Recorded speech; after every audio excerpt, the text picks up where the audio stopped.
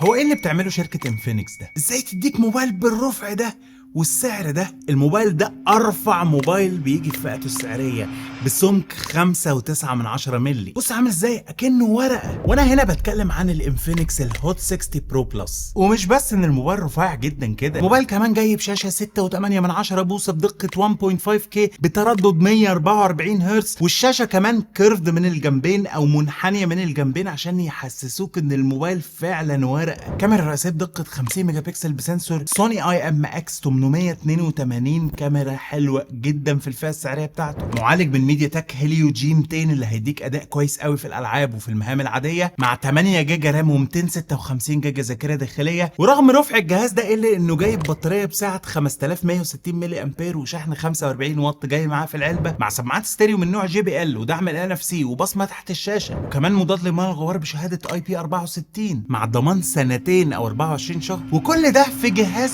بسعر 10500 جنيه تقريبا. ومش بس كده، ده انت لو عملت بري اوردر للجهاز ده هتاخد معاه باور بانك بسعة 20000 ملي امبير من انفينكس. فعشان كده انا مش عارف الصراحة